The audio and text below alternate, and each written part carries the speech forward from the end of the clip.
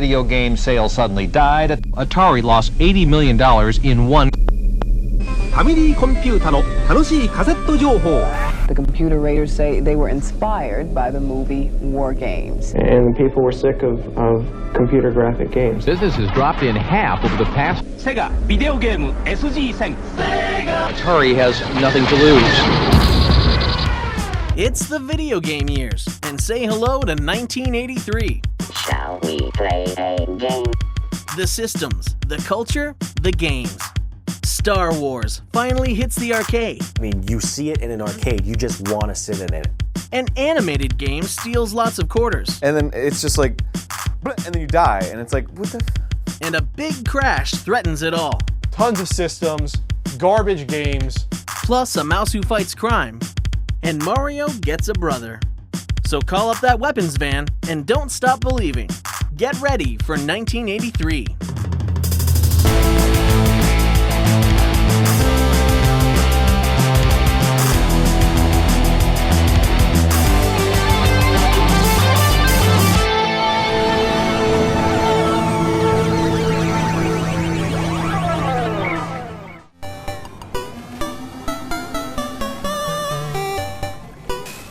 Elevator action, I enjoy for like 2 or 3 minutes, and then it starts to get a little annoying. So you're Agent 17, and you're inside these high-rise buildings, and you're trying to steal these secret documents before exiting the bottom of the building in your little red sports car and getting away. This is one of my favorite platformers, and it probably is that you just have this handgun with a really cool, shot effect. It just goes, right. And you can see the bullet. You can dodge the bullet. Yeah, it's a very slow bullet. It has probably the worst jump kick of any video game ever, which is interesting. You have the criminals you have to face. You can shoot them or jump kick them. The jump kick's sort of like ass and feet first. You have to know which doors to get in and out of. You could duck, you could jump to avoid these slow-moving bullets. The soundtrack is lauded, but it's just like a 15-second loop.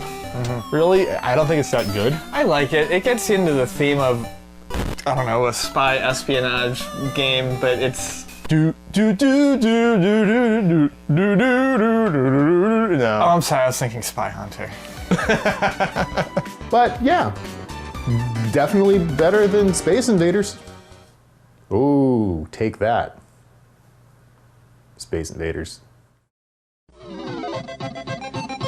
This is Starcade, TV's first video arcade game show. Starcade! Starcade really came into its own in 1983. What a fantastic show. It was a really, really cool idea and probably the best video game show they ever made, and they did make some after it. Starcade was a game show based on playing arcade games, some of which debuted on the show. The host would ask the two contestants 2 very simple questions about arcade games, and if they got them right, they could play each other to compete to get the highest score. Now that's what I call a game show, because it's a game show about games. It respected the video games, it showed off new games, esoteric ones and the popular ones. You go back and watch these episodes, you're seeing some games that I'm learning about these games watching this show. It's great. We had, questions about arcade games, and then you would actually go and compete on these arcade games as well. You could show on television that you were good at this game. The consumer base for video games hadn't fallen into a niche yet. Yeah. There is young, there is old, there is male, there is female. Everyone is playing these games. There's families playing together on some of these shows. Video games weren't pegged as, oh, it's just a kid thing. Anyone could play them. You had 50-year-olds on the show. It was so popular, and then, it was not a lot like that for years to come, that they were replaying that on G4 in the last few years, and then One thing that I thought was pretty funny was that they got the whole audience to just go mad while people were playing the game. I mean, while nothing in particular is happening, like it's on the loading screen, nothing's happening, they're just going wild. It's not a sporting event. I mean, how do you cheer on someone playing Pac-Man? Is it go get those dots, eat them. You eat them up real good. When you watch it, you get a sense that they really don't know how to capture what the heck they're doing. Yeah. I mean, there's just like awkward moments. My favorite thing about Starcade was the final round and how much that this show was actually based on skill, and they actually kind of took it seriously.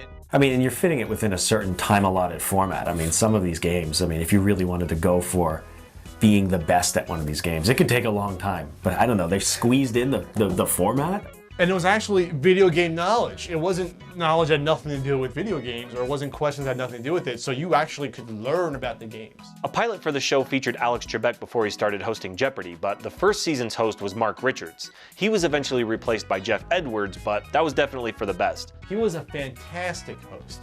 Coming into the show, he's an older guy. He knew nothing about video games, but he was a quick study. He learned, and you can tell he actually enjoyed watching these games and talking about them. He wasn't just some guy they hired, said, oh, video games. No, he got into it. He liked interacting and learning about the games. He liked the kids on the show, seeing what they liked. You can tell he studied up. There was a fascination that was very obvious that he had with what he was seeing, and that still goes back to video games being sort of new, and especially he was, if I remember correctly, an older guy at the time. Yeah. But, you know, I think he very much enjoyed his job, and that's part of what makes watching Starcade so much fun. Love you, Jeff Edwards.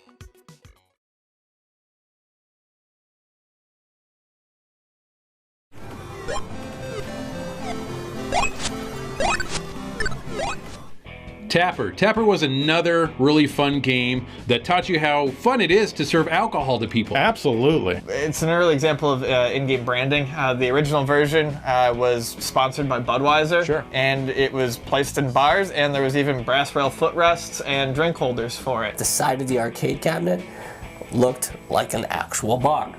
It even had like this corner edge that looked like it'd be like the corner of a bar. And there was an actual, the controls, a joystick, and you pull the tap. Right. Beautiful arcade machine. In the game, you worked as a bartender who was serving a mob of people coming into the bar actual glasses of beer. It was a frustrating game because it seems like I could never keep up. You keep going around and trying to like stop everybody's like mugs from coming back. Tapper always bothered me because of the working conditions in this bar. They've got one bartender for 4 or more bars, what is it? Yeah. And it's just one guy going back serving all the customers on 4 different bars. As someone who bartended for 5 years, I can attest to the fact that the game accurately recreates the stress on a daily night of keeping drunk patrons happy. The original version of Tapper featured the Budweiser logo, but later versions were turned into Root Beer Tapper.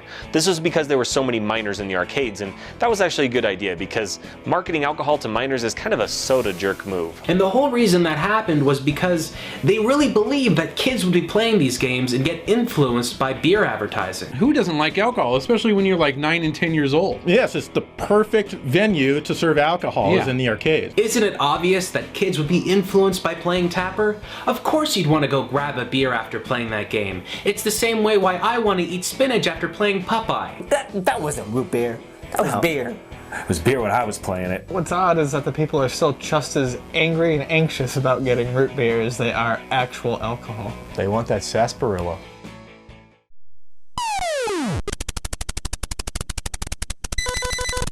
Jumpman by Randy Glover. So Epix and Commodore basically created Jumpman, and it was ported to a lot of the home computers at the time, the Atari 400, the Atari 800. It was later released for ColecoVision too. What's neat about Jumpman is it's a platform game that originates on a home PC. You don't see a lot of platform games on home PCs. What you do see would be like arcade ports or something like that. Randy Glover, the creator of Jumpman, said that Donkey Kong was the original inspiration for Jumpman. Jumpman was inspired by the actions and the abilities that Mario could do in Donkey Kong. Not only did it look and play like Donkey Kong, the game was called Jumpman. It's interesting that the name of the character is Jumpman, since that was Mario's name originally in Donkey Kong. Guess what the next game in the series was called? Jumpman Jr. Is it really Mario's another adventure? We don't know. You can't make this stuff up. Sue them, Nintendo. Sue them. Sue them hard.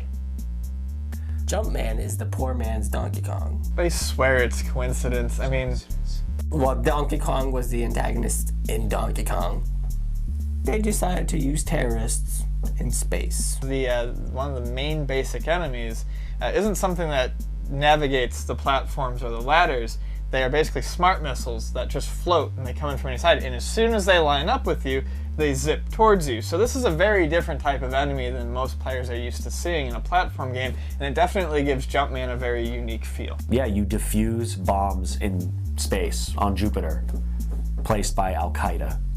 It was quite revolutionary of a game. Hell, we put it in the intro of this show! That's how important Jumpman is. Yes.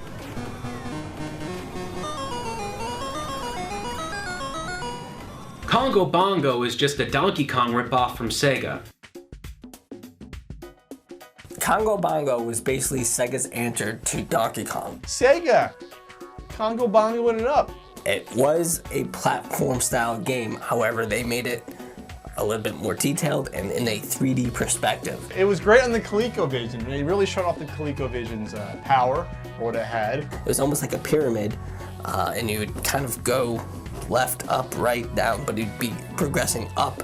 And you know, it did have this kind of really cool sensation of depth that it gave the player as well. Lots of people I'm sure love it. I look at it and my eyes invert and I don't know what I'm doing. Your primary character was like this safari dude, little guy with a little safari hat. And you have to reach, you know, your girl who's being held by a gorilla, kind of familiar concept. No, his name is Bongo, it's different. I think it was just a rip-off of Donkey Kong, you know, Congo Bongo, Donkey Kong.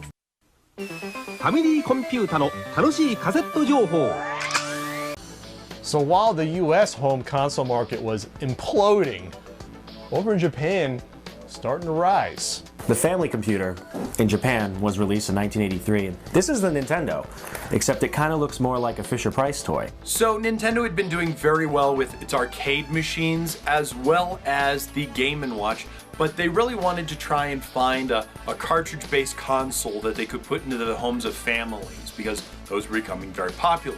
If only there were a hero to save us from this pit of despair. A new kind of computer for the family. A family computer, if you will. The Famicom did really well. It sold an awful lot in its first several months. The controllers are a little bit more, they feel a little bit more dense than the NES version, but they are, you know, hardwired controllers, and they're very short cables. The second controller had a mic built in so you could talk or sing into it. I'm just going to chalk that up to being from the land of karaoke. The Famicom had 3 games on release. 3. It was Popeye, Donkey Kong, and Donkey Kong Jr. It was a high quality system. You know, it had a lot of capabilities, and as we've learned over the years, the NES, they could really push some quality stuff through that system. The Sega SG-1000 came out the same day as the Famicom, so the bad blood between the two companies started right out of the gate. This is the Model 2, came out in 1984. The graphics are equivalent to like ColecoVision, probably the best thing to compare it for. This is not the Master System in the United States. The Master System was the Mark III. The controller kind of looks like a walkie-talkie, and the vertical on the side of the controller buttons kind of make it look like the Intellivision controller, without looking like a telephone. Why this SG-1000 didn't do very well is because of the lack of third-party support. Like third-party companies were supporting Nintendo and the Famicom at the time. So only a handful of games came out for the system. Sega SG-1000 does what Fama can't? 1983 saw the introduction of the MSX computer, which sold very well in Japan and Brazil and other countries, but didn't do well.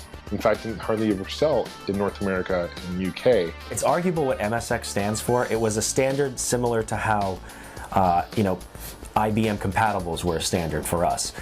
Multiple companies like Sharp and Yamaha and Sony and other companies put out MSX computer systems. You'll see a lot of similar titles from the Famicom also be on the MSX, because several times they came on the MSX first. Some of these include Bomberman, R-Type, Contra. Games like Castlevania that eventually appeared on it, Metal Gear.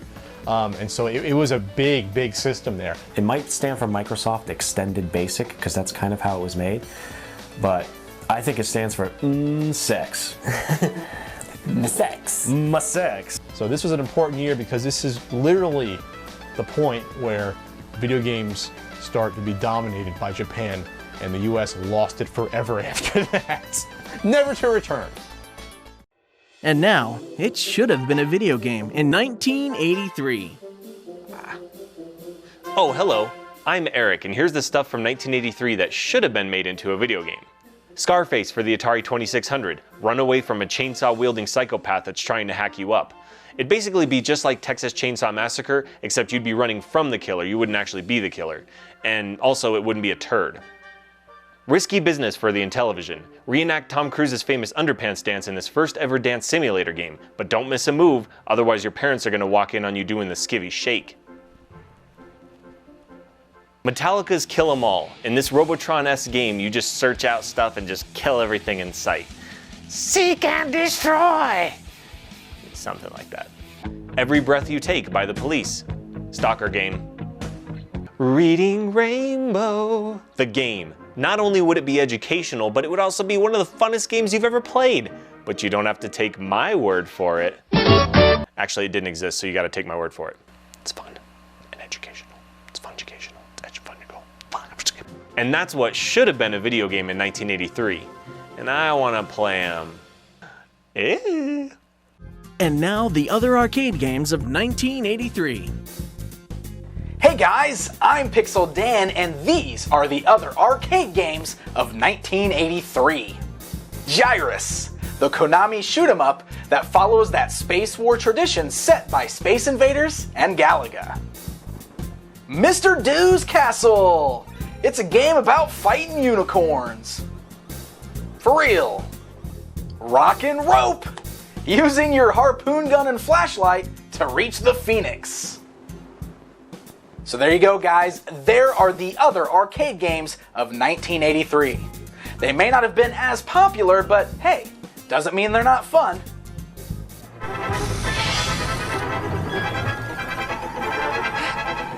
Dragon's Lair isn't so much a game that you play as it is an interactive cartoon experience that you experience over and over and over again. And it was just amazing. I loved pretending I could control the cartoon in that game. The gameplay itself is rather simplistic, actually. It's very much a trial and error, one input per screen sort of thing, but no one had ever seen anything like that associated with a video game before. I remember when I was a kid in the arcade seeing it in the corner, and it's just amazingly beautiful. We're used to, you know, pixels and vector graphics. We're not used to actual hand-drawn animation. It looked like a Disney movie. He was actually drawn by Don Bluth, who had worked for Disney and later on went to make movies like Secrets of NIMH, Land Before Time, American Tail. All Dogs Go to Heaven. All Dogs Go to Heaven, apparently. I didn't know that one. But this was not the first game to use a laser disc or optical media, but definitely the first big one, the first super popular one. There were so many people that would gather around the Dragon's Lair console when it first came out, is that it was also one of the first games where they would actually have two monitors. There was a monitor on the top because there were so many people who would watch it, but you couldn't see it, so they'd put it on top of the monitor. And then I stood around, watched people too, just to see, and other people thought it was hard too. Maybe 2 or 3, 4, maybe not even. I never saw anybody win or do well. You watch the movie and you're like, ooh, Don Bluth, and then it's just like, bleh, and then you die, and it's like, what the f? Sometimes they would mix it up, like at one point you hit left and the next point you'd have to hit right, even though it's the same video animation. The screen flashes for what you're supposed to do very quickly. You know, it'll flash in the direction of the screen where to hit left or right, or your sword if you hit your sword button. If it's set on easy, otherwise you're never gonna defeat the damn game. Damn you operators! Yeah, Dragon's Lair sucks. It's QuickTime Events, the game, like 20 years before QuickTime Events became a thing. It spawned Space Ace. Yeah. It did spawn another Dragon's Lair 2 sequel later down the line. And, you know, again, ushered in the Laserdisc arcade game era. Dragon's Lair was very popular in arcades, and there was hope that it would turn things around from the industry decline of 1983, but it just wasn't enough. Perhaps they didn't hit the sword button in time. Bluth girls are like the hottest chicks in like cartoon history. The hot, hot Princess Daphne that Dirk the Daring had to rescue. Oh, what a babe. Man. Whew. They drew her from Centerfold. Yes, you can tell. Daphne was hot. She was pretty hot. Daphne was really hot. Sexy voice. Oh yeah. Ooh, save me! Ooh, help me! Save me! Oh, the key! And you're like, oh, damn. Yeah, it was a quarter sucker in 2 ways. It sucked the quarters and you were the sucker, you know, like for the quarters. So in both ways, yes. Keystone Capers, Keystone Kelly is my name. Catching crooks is my game. Introducing a hilarious new video game, Keystone Capers for the Atari 2600. Keystone Capers is a game loosely based off the Keystone Cop silent films. You know, the public was clamoring for those. Oh yeah. In game form. It's based upon the old silent film era Keystone Cops, even though you're not bumbling in this game, you're just kind of sort of jumping and running around, but it's cool. Gary Kitchen from Activision created it, and they put it out, and it was highly successful. It was one of the big Activision releases. It was released on all the Atari platforms, even the 5200. You're Keystone Kelly, and you have to go after the robber, hooligan Harry, who's robbing the place. You are trying to prevent crime in a department store. It's interesting because there's actually radar on the bottom of the screen to see where Harry is. You have to catch, and he's the robber trying to get away. And you have a limited amount of time to do that. And you have like shopping carts that try to hit you, have to jump over, and obstacles and stairwells. For the time, it's pretty unique for the system. It's one of my favorite 2600 games.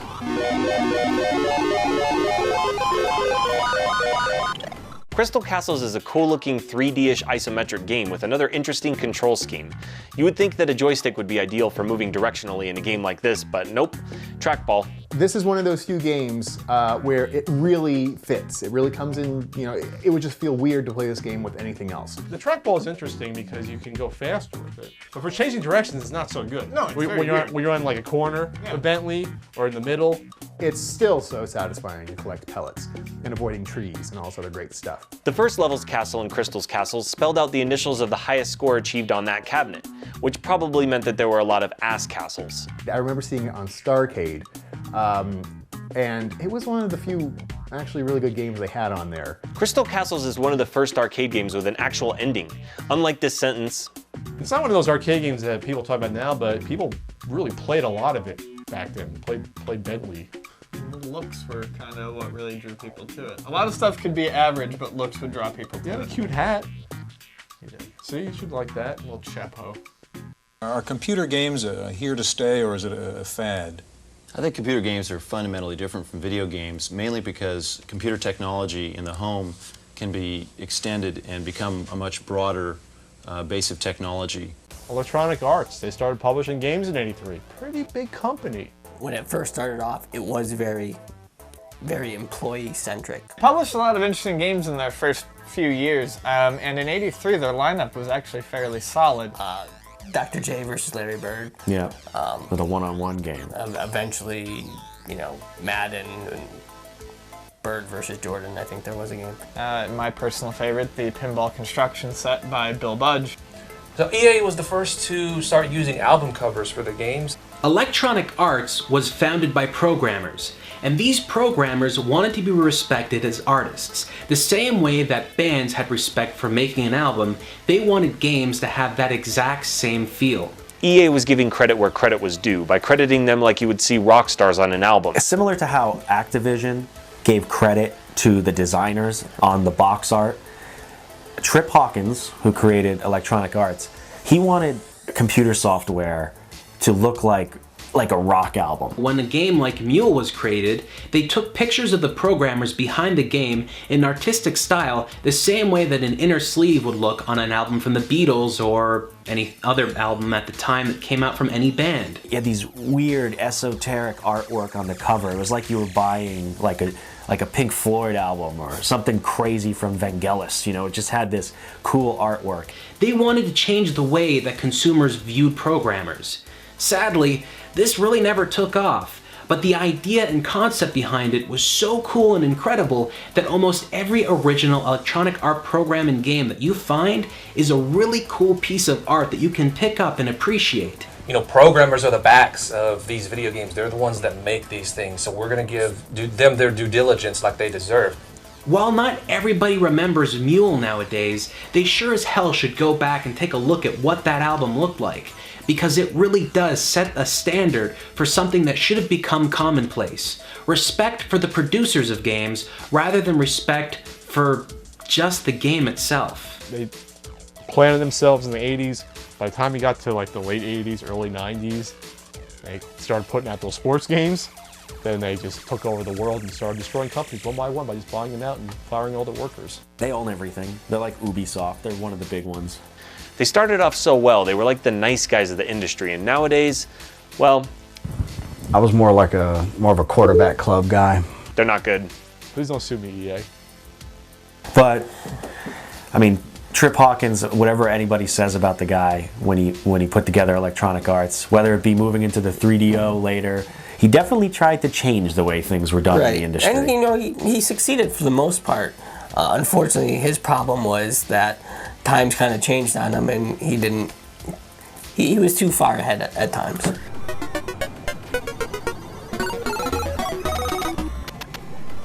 Donkey Kong 3, otherwise known as When Donkey Kong Jumped the Shark. Donkey Kong 3 gets a bad rap. I like Donkey Kong 3. Stanley's the guard of the zoo and he's trying to protect his flowers from Donkey Kong, who's somehow precariously on 2 vines above him. What's kind of weird is you're literally spraying stuff up Donkey Kong's bum.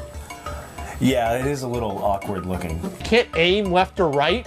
You're sort of stuck and screwed. The bugs fly all around you. You can't get at it. You're gonna get killed. Donkey Kong 3 was so different from the previous 2 Donkey Kong games. The first 2 were platformers, and this was some kind of platformer shooter hybrid. It kind of was a great mirroring of the classic style of sit at the bottom of the screen and shoot like a radar scope or like a Space Invaders, plus the new style of being able to climb around on things, like, you know, a traditional platformer. So it's like one of the only standing games out there that you can say each sequel really had nothing to do with gameplay-wise than the predecessor. Yeah, that's true.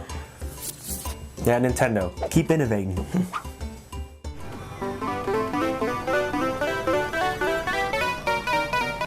Hey, we get to talk about Namco now, and we're going to talk about Mappy. You know what Mappy is? He's a police mouse. It doesn't get any better than that. You were a detective mouse, and you would collect things and go through doors, and that's all I really know about it. He's a member of the micro police force, okay? And the Mukies steal all sorts of valuable goods, and you have to go get them back. And you have to get them back from houses full of trampolines. These are cat thieves, by the way, right? Yeah, they're cat thieves. And there's the trampolines. All the houses are full of trampolines. Mappy was released by Namco, and it was actually built on the Super Pac-Man hardware, but it allowed for scrolling left and right. It was made by Namco, but released by Bally Midway, which kind of continued their whole relationship with them releasing Namco's games just like Pac-Man in the US. What's fun about Mappy, though, is you can initially play it and just try to collect everything and move on, but there is actually a very cool multiplier system at play with Mappy. If you collect the items in pairs, the multiplier goes up. Oh. But the items are worth different values. So the goal is to start with the very small value items like the radios and work up to the high value items like the safes so you can get an insane amount of points. You don't say. You know what else is a valuable item? What? Microwaves, because back then microwaves were valued. Mappy.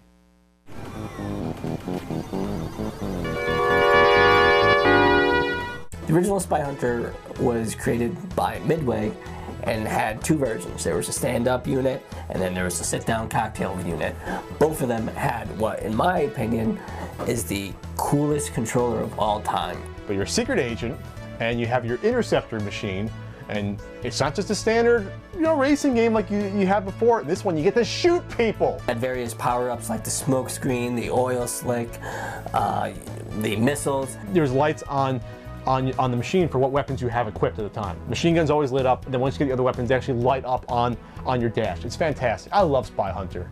What's kind of neat is while you have the whole shooting and oil slick, the power-up aspect of the game, primarily you would literally bash people off the road when you first started. You have to protect the civilians in the game, red cars, blue cars, and motorcycles. If you hit them by accident, your points will stop increasing for a while. So you can't have that. You have to destroy the bulletproof bullies, the limousines that try to shoot you, and the tire slashes. Oh my god, the tire slashes are the worst. I love how the scenery in the game changes from summer to fall to winter, and the winter levels look especially cool, but they're not especially fun to play because it makes it friggin' impossible. You could even change the car into a boat, which was like really awesome and cool at the time. The developers originally wanted you to be able to fly by helicopter as well. Unfortunately, it didn't make it into the final cut because of a lack of memory. You would think they would have written an idea like that down before they forgot. The game is just for points, it keeps looping. However, it has the best title track of maybe any arcade game. The theme from Peter Gunn.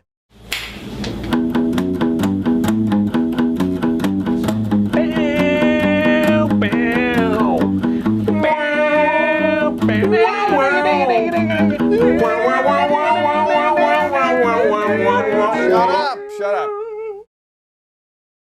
And now, the popular pinball games of 1983. Ian here with the popular pinball machines of 1983.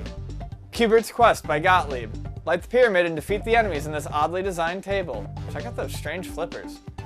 Farfalla by Zaccaria. Butterfly drop targets and a second playfield on this psychedelic Italian import. Joust by Williams. 2-player head-to-head pinball. Score as many points as possible while trying to hit the ball straight through the opponent's flippers. And those are the popular pinball machines of 1983, because there's more to life than video games. And now, the gaming innovation of 1983. Yes. Hello there. This is Rue, and welcome to the video game innovation of 1983. What new technology graced the world and changed the face of video gaming forever?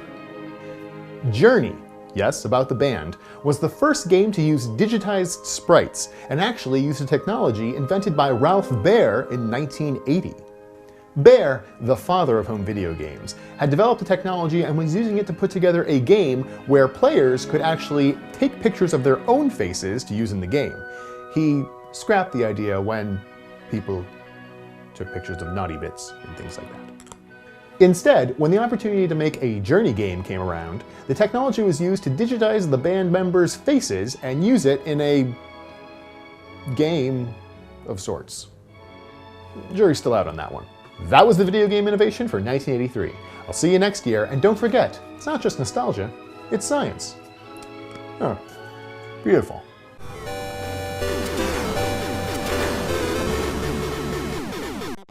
Star Wars the arcade game?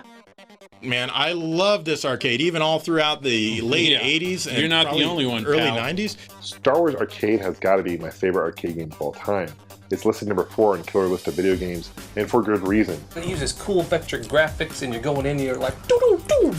I mean, you see it in an arcade, you just want to sit in it. The sit-down version is one of my very first memories of being in an arcade, playing it with my dad.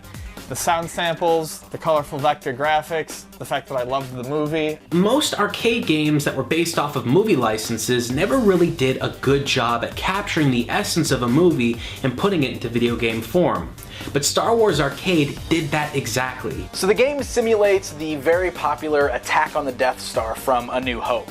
You're flying through as Red 5, Luke Skywalker, and the whole mission is to blow up the Death Star. It's actually become a very popular sequence in Star Wars video games ever since this game. You actually get to play a game where it seems like you're actually traveling through the trench. That had to be really cool in 1983, and it's actually still cool today if you play it. So I liked all the voice acting in there. You know, that really just added that extra element to the game. Yeah. You know, like doing the trench run and stuff like that. You have R2-D2 beeping, R2, see what you can do! Yahoo! You're all clear, kid! There's like easy, medium, and then hard. I'm pretty awesome on easy. I'm just gonna say that's like I'm the Jedi. It's got the yoke controller, which is cool. So other games later on by Atari had this as well, including Stunrunner. But this one, it just felt really right. It made it feel like you're flying an X-Wing. When it comes to medium, yeah, you know, I'm eh. You should be awesome on easy. It's easy. It's simple. You approach the Death Star. TIE fighters are coming and they shoot the little sparklies at you. You gotta shoot the sparklies. You approach the Death Star a little bit closer and you take out some turrets. Then you had like all the turrets just like spontaneously rising like their freaking erections. And then you do the trench run. Whoa. And then you just repeat it. But that's all anyone ever wanted to do. It's also worth noting that this game was meant to come out to help promote the newest Star Wars film of the year, Return of the Jedi. But the whole focus of this game is based solely on that one attack from the first Star Wars movie that came out several years prior to that. It's a good thing they waited 6 years to make a Star Wars game, because if they made it earlier, it would have been just like Galaga. Right. In the trench part, if you don't fire a single shot except for at the exhaust cannon, you'll get a bonus for using the Force. Use the Force, Luke, but only on the exhaust port. I want to talk about the amazing commercial for the home version. This guy walks into this store and he's like, Star Wars Arcade, I love that. Then he explodes. I mean, when you look at the sea of Star Wars related video games, this thing still ranks real high up there, if not at the top.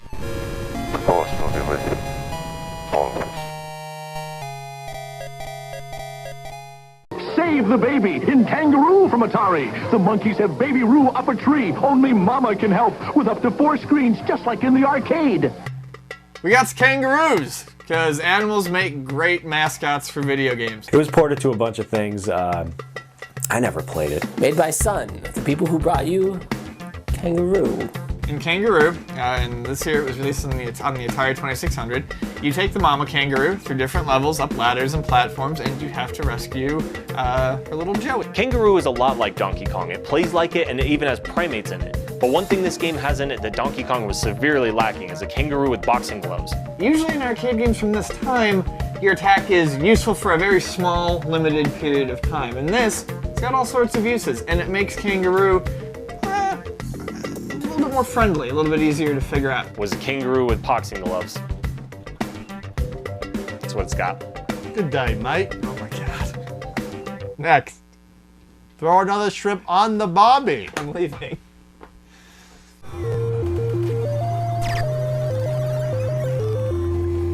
So before Super Mario Brothers on the Nintendo, there was the original Mario Brothers in the arcade. So Mario Brothers came out in 1983 in the arcades. This was before Super Mario Brothers. It wasn't... Mario finally got his own game. Well, I mean, that he was a star of. Thanks for the contribution to that. Donkey Kong, he wasn't technically named Mario. No. They waited for Mario Brothers to name him Mario, and this is the first time he's a plumber. He's in a plumber, and he's knocking he's uppercutting, you know, crabs and turtles for the first time. So instead of jumping on the enemies, you had to from underneath. Just like that. Just like that. I actually enjoy the Mario Brothers controls. You skitter along, and then if you stop, you kind of just, whoa, you put on the brakes, you don't stop immediately, and the same when you turn around. So it's a little bit challenging, right? How you knock them from up, then you have to jump precisely to hit the turtles or crabs. I particularly liked the POW thing. That would just make things explode. Flip all the enemies and just kick them. Yeah. And you really would just kind of like kick them off the side, you know, poor turtles and stuff like that. And plus, it's the first introduction of Mario's brother Luigi to the gaming world. And I think at the time they didn't realize it would catch on the way it did, or Luigi would be its own character. It was just Mario but green to distinguish the multiplayer action. Right, That's I it. figured let's give him a name. The North American arcade flyer for Mario Brothers says it's easier to play with 2 people, but that's not necessarily true. Think about it, when you play Mario Brothers, are you really trying to help each other out, or are you trying to get each other killed and steal each other's coins? Be honest. It's also nice too because it's one of those rare games that it's ambiguous. Is this cooperative or is this competitive? You want to see how far you can get with your friend, but you're definitely trying to get more points from them as well. So Mario Brothers, yeah.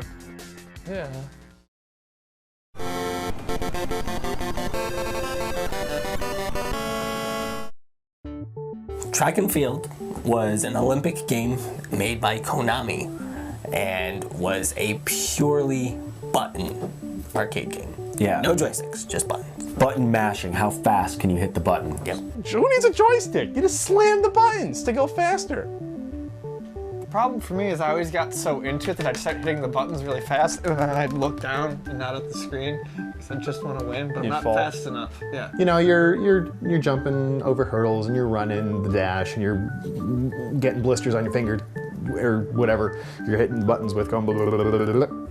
And that's really all there is to the game. I mean, it's kind of annoying. I hate button mashers. I'm not too fond of this game. There's a trick with Track and Field where if you take a quarter, one of your quarters, and a pencil, you can get like a super high speed going on it. And you put it on the 2 buttons, and it go like this, and it acts as like a turbo type thing.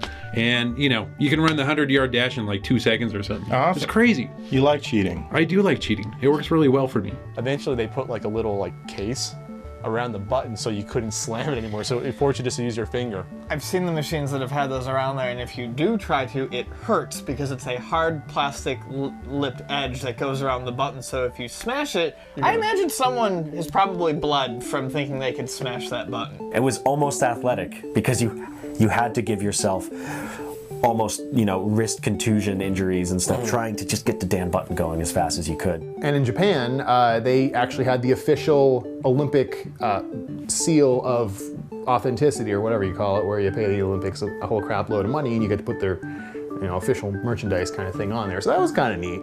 This is where official sports titles started to become a real thing in the video game realm. Every game system you can think of had track and field. It's on the NES, it's on the Xbox 360, it's everywhere. Yeah.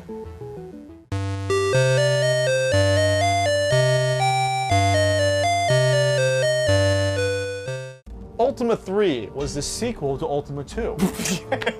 Yeah. Ultima III was designed by Richard Garriott, who's known for the other Ultimas. Lord British. Lord British. There he is again. Richard Garriott's back from some more Ultima adventures. You had games before this. You had Ultima, you had Wizardry, you had Calibeth, and things like that. Ultima 3 is like the first modern role-playing game, or at least the first, ironically, I'd say, Japanese-style role-playing game. But Ultima 3 especially is sort of what Japanese creators borrowed from to make their games, which in turn spawned an entire generation of RPGs. So we have Dragon Quest, we have Final Fantasy, and both of these games would not exist without Ultima 3. Whereas before you had wireframe, first-person dungeons that you crawled through, and they were kind of random and whatever, you got some treasure and such. Now they were like full 3D, best they could do at the time, 3D dungeons, and they were like important to the plot. I hate Ultima. Oh, I hated it too. Ultima 3 had borrowed from Wizardry, the multi-character party system. In it, you do some adventuring. It had animated sprites on the overworld, and you could move them around, go into towns and such. But I like how it inspired, Dragon Quest. I like how it inspired Final Fantasy. I like how it became the template for which to create the modern RPG. I cannot state how important this game was for the role-playing game genre. Items will be found, dungeons will be explored, and monsters will be slain. It'll be an RPG adventure. David Lightman was a master at computer games. Shall we play a game? How can I ask you that? How about global thermonuclear war? WarGames. Yeah, the movie WarGames was awesome. Who doesn't love this film? The whole goal he has is to try to find games to play. He's a gamer, like all of us, and he's trying to get into these different game companies' computer systems to find out about these different games. And he basically hacks into the government. Somehow hack into NORAD's computer systems to play what he thinks are video games, but no, thermonuclear war is not a game. It's real! WarGames came out in '83. It was one of the first real hacker movies. They don't have a history of exactly being shown as accurate, but they did actually show some things as accurate in this movie, such as the modem usage and things like that. Yeah. There is so much jargon in it, there's so much lingo, there's so many computers and blinking lights, and you don't really know what everything is supposed to do. It sort of hit upon the fact that people still don't know what computers were. For example, the general who's bumbling around in NORAD, like, just doesn't know what the hell these computers are. Just unplug the goddamn thing! Thinks that that'll solve the problems. If I'm not mistaken, basically the computer thinks it's playing a game when in real life it's connected to real nuclear warheads and stuff like that, and Matthew Broderick has to, like, beat it. How do they do that? How do you have the AI learn not to destroy everyone and win the game? They have him play tic-tac-toe against himself. Yeah, the machine does the tic-tac-toe, and they do it over and over and over again, and it just keeps becoming a stalemate. And he learns that all outcomes are going to lead to loss. The only winning move is not to play. The little computer goes through like about 1 billion scenarios. And then it does the same thing with the world, and they're all firing the missiles, and the whole world is just getting nuked, basically, and it happens over and over and over again in a simulation. And then eventually the computer says the only way to win is to not play at all. Think about that out there. Deep. That means don't ever play a video game. Still deep. And now the forgotten video games of 1983. Pat here with the forgotten video games of 1983. Food Fight by Atari. Fight off chefs by lobbing food at them, but gobble up that ice cream cone before it melts. NFL Football by Bally Midway. Watch real NFL video of your selected plays. It's as interactive as watching TV. Professor Pac-Man by Bally Midway. A trivia and puzzle game that has even less to do with Pac-Man than the other 14 games in the franchise. Q*bert's Cubes from Milestar, the interesting sequel to Q*bert that unfortunately never really got off the ground. Crossbow, XGD's optical shooter that featured the first ever fully digitized voice samples. And Chack and Pop, title's cute platformer which would be the predecessor to Bubble Bobble. And those were the forgotten video games of 1983. Just because you don't remember them doesn't mean they weren't fun. And now, the freaking awesome computer games of 1983. Greetings, and this is Clint's freaking awesome computer games of 1983, because if they weren't awesome, I wouldn't give a crap.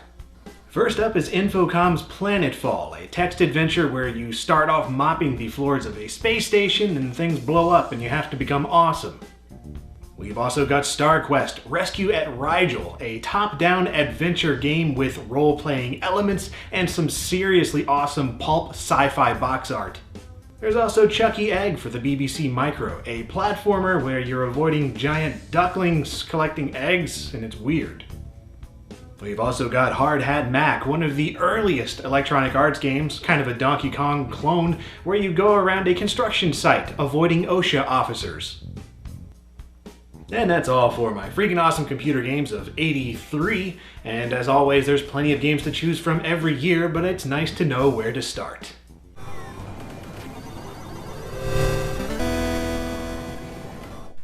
Discs of Tron, the sequel to the Tron arcade game. Discs of Tron was solely based off of the game that Kevin Flynn played in the movie, you know, where you on the platform, throwing the disc, trying to knock the opponent off. The coolest part of the Tron movie was them throwing those frisbee-like things that, you know, destroyed you and pixelated you, you know, de-resed you.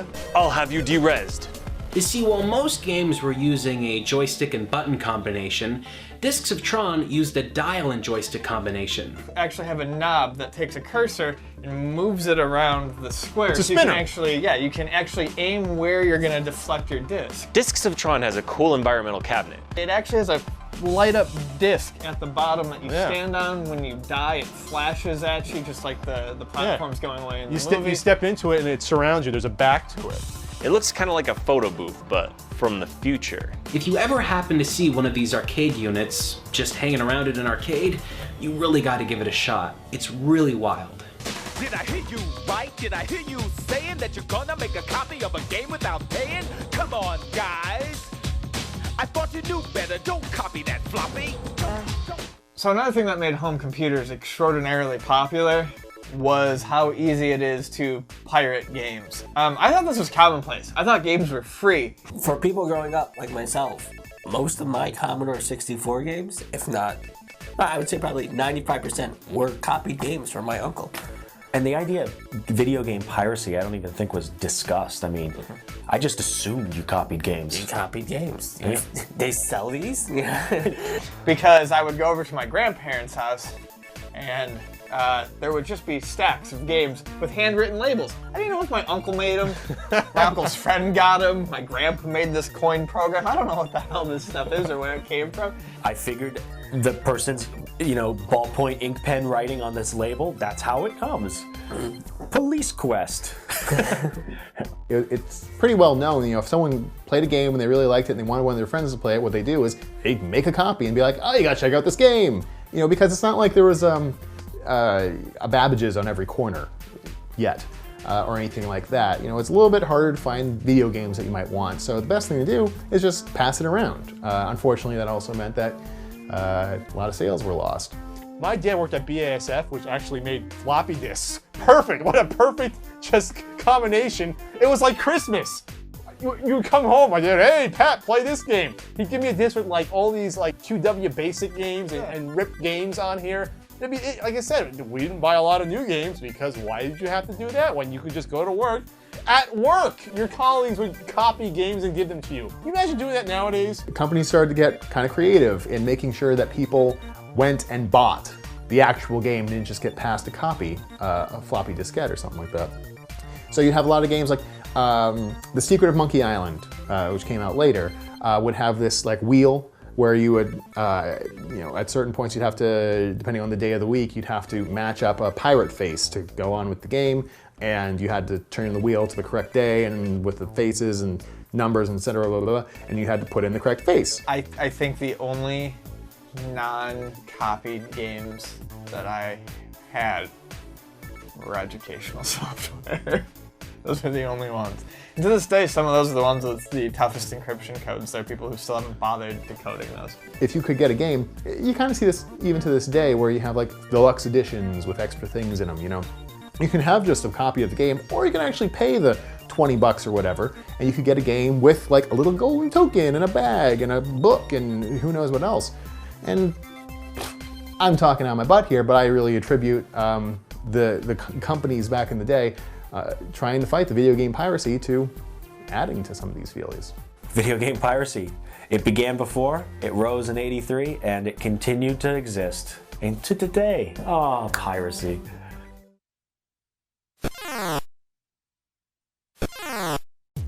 So they made a Texas Chainsaw Massacre game in 1983, which is interesting because unlike pretty much every other horror-themed game out there, you're not running from the killer, you are the killer. You play as Leatherface in Texas Chainsaw Massacre for the 2600, and your job is to kill people. Yeah, and it's gruesome. You got a chainsaw, and you are chainsawing people. You even get gasoline to run the chainsaw. When you run out of gas, a tourist comes up and gives you a swift kick in the tuchus. Now that's what I call revenge. You killed my friends, now let me mildly inconvenience your backside. The game just kind of goes on and on and on and on, just like any other 2600 game, really has no ending. Now when this game came out, a lot of controversy. And there had been violence in video game concerns prior. I mean, I think Death Race in the arcade was, you know, that created some controversy, but this was one of the first home games that had the kind of outcry that it had, and it really foretold the way some of the controversy would pan out in violence in video games for the next couple decades.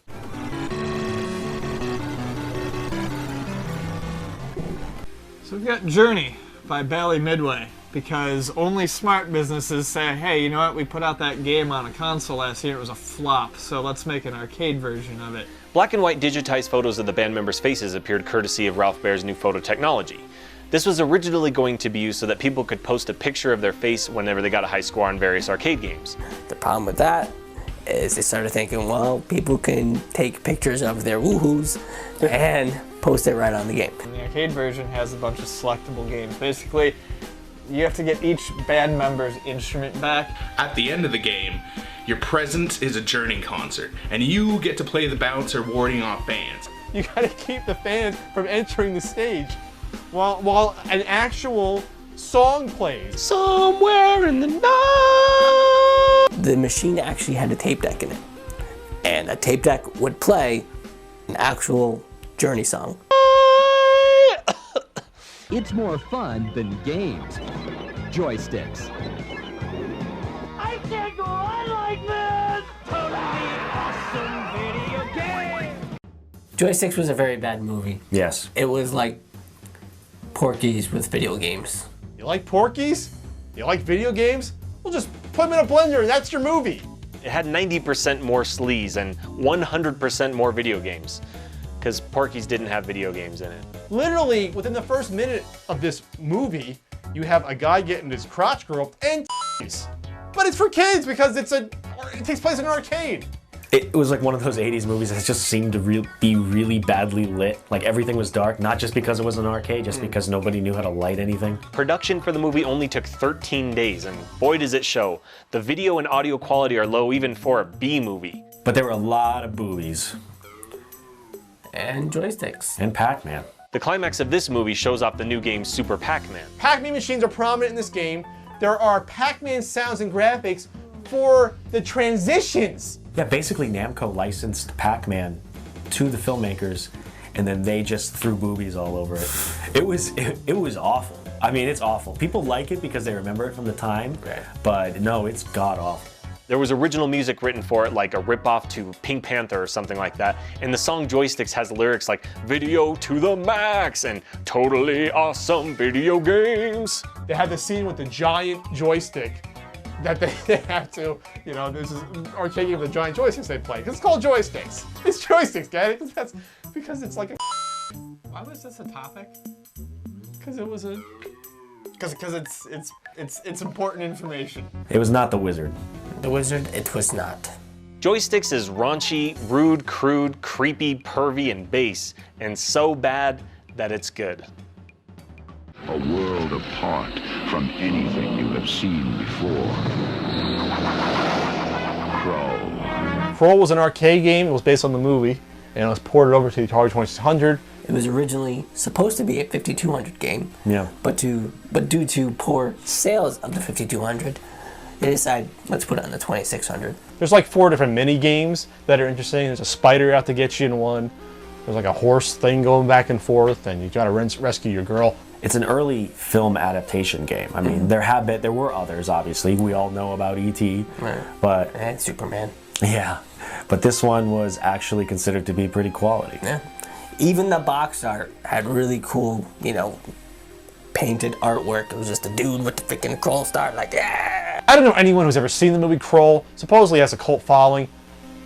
I doubt it even exists. I've never seen it on cable once. I think Krull is better known as a video game than it is as a movie. Yeah. Americans bought $3 billion worth of video games, but the fad wore off. Atari lost $80 million in 1 quarter. Consumers are fickle, and Atari is facing a challenge. 82 was kind of the high point. That was just like, boom, everybody was doing well. The industry was worth $1.5 billion. Mattel had about 20% of the market. This was the bubble before people had the bubble, the dot-com bubble in the 90s and stuff that was so exciting. There was a lot of really great expectations of what was going to happen in the video game industry. And all of us who were there were just kind of going, well, this is it. This is our job for life. So in 1983, we see the first ripples of what would be the big video game crash. So Ray Kazar, who was the president? CEO of Atari, kind of got in trouble for some kind of inside stock trading. He sold 5,000 shares of stock in Warner Communications 23 minutes before he gave a low earning report that resulted in the stock plummeting nearly 40%. Things were starting to unravel in the video game industry. Pac-Man comes out, and everybody knows what Pac-Man is, and then they get their 2600 version out, and it was promised to be Pac-Man, and it was not Pac-Man. But Atari felt rushed to put it to market, and the port for Pac-Man on the Atari 2600 is very, very poor. There's a lot of ghosting. Todd Fry, the guy who did Pac-Man, did the best that he could in the time he had and the resources they gave him to do it. Atari was so confident in Pac-Man that they actually made 2 million more cartridges than systems that were out. This, coupled with the release of E.T. later, which again they made tons and tons of E.T., but in this case it turns out the game was actually quite bad. Atari, broke the bank and for E.T. From my perspective, so what E.T. was a real challenge, an incredible personal challenge, to do a complete game that quickly. They made more E.T. cartridges than there were actual units out there because they figured that people are going to want this so much they're going to buy Atari units just to play these games. There were 2 big disappointments that went on, so I think that kind of soured the audience some. Aside from the well-known failures like the Reese's Pieces Eaten E.T. and the Dot Devouring Pac-Man for the Atari 2600, third-party games also played a big role in the video game crash. There was no way to stop another company from making a game for your system.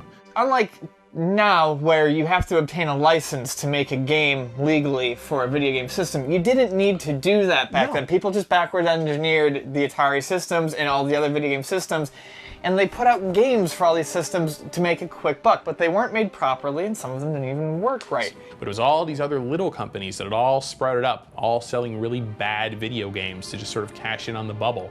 Retailers bought all the video games they could handle and suddenly found themselves with boxes upon boxes, millions of dollars tied up in useless garbage inventory. They were just making games in higher quantities than they needed to, and they were making games that no one asked for. Some of these games include Chase the Chuck Wagon, a game made for Purina in which you're a dog going through a maze trying to catch up with the Chuck Wagon to hopefully get some grub.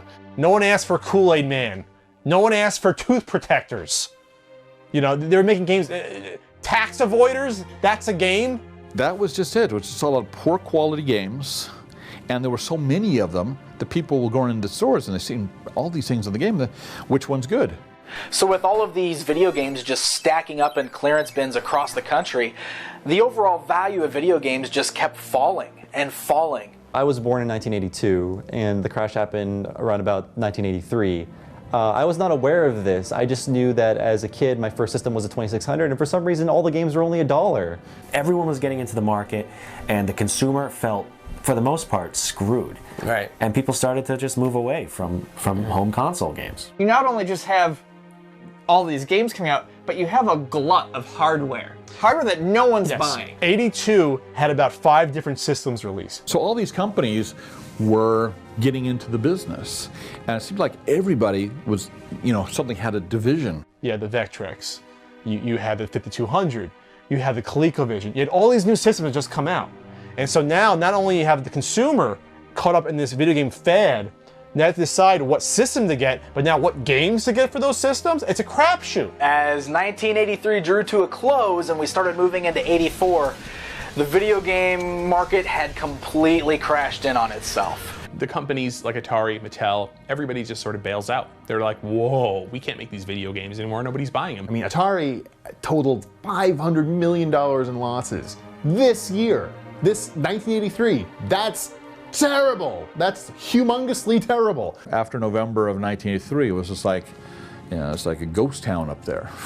It's like person in cubicle, empty cubicle, somebody laid off, empty cubicle, somebody laid off, empty cubicle, and then another guy who's still working there. People thought that video games, a video game console, was a transitory product. It was something that was going to go away because it was just, they thought, just something to get people from owning nothing in their home to owning real computers. The games you would get on a computer would generally be much, much better than the games you would get on a console. That'll do your video games, but then you can also write checks with it, or you can store your kitchen recipes. This is what they always told people to get them to buy computers in the early 1980s. Tons of systems, garbage games, consumers don't know what the hell's going on, starts to crash.